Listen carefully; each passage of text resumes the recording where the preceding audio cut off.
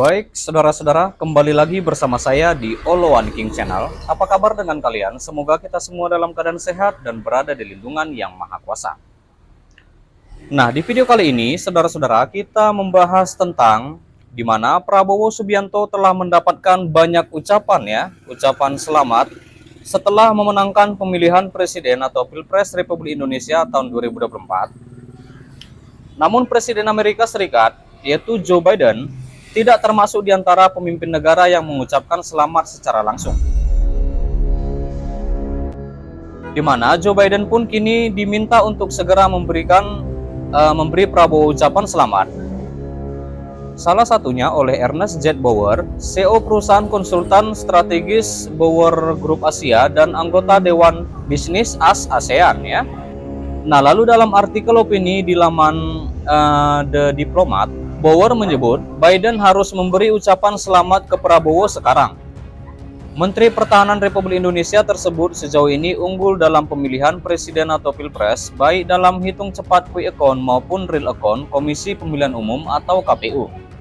Di mana dia kembali mengatakan lagi, Presiden Joe Biden harus segera mengucapkan selamat kepada Menteri Pertahanan Republik Indonesia, yaitu Prabowo Subianto, atas dugaan kemenangannya dalam pemilihan presiden pada tanggal 14 Februari, lanjut Bower lagi, tindakan sederhana ini akan menandakan bahwa pemerintah AS atau Amerika Serikat memahami realitas politik yang baru dan terus berkembang di Asia.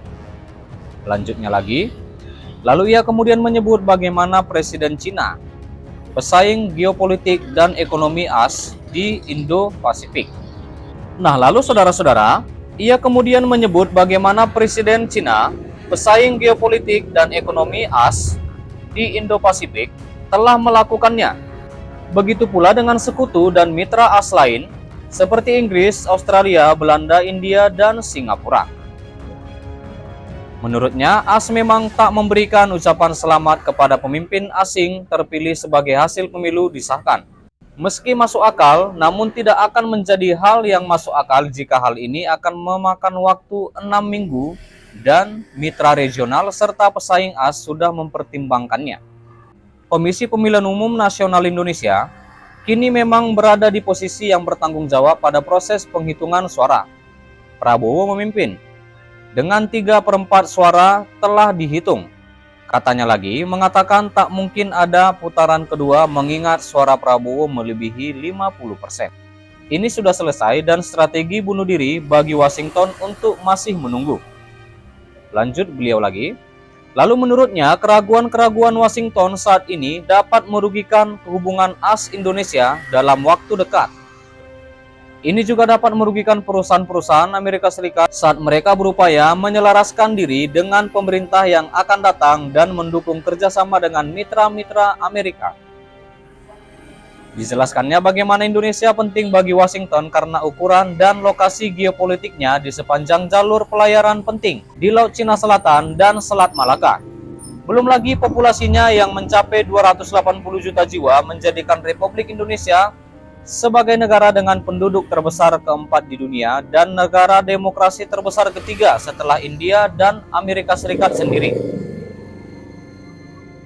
Indonesia dengan perekonomian senilai 1,2 triliun US dollar ya, adalah produsen nikel terbesar di dunia yang sebagian besar ditambang dan diproses oleh perusahaan-perusahaan dari Cina. Negara ini juga merupakan salah satu eksportir batubara terbesar ya, saudara-saudara di dunia, dan salah satu penghasil emisi gas rumah kaca terbesar.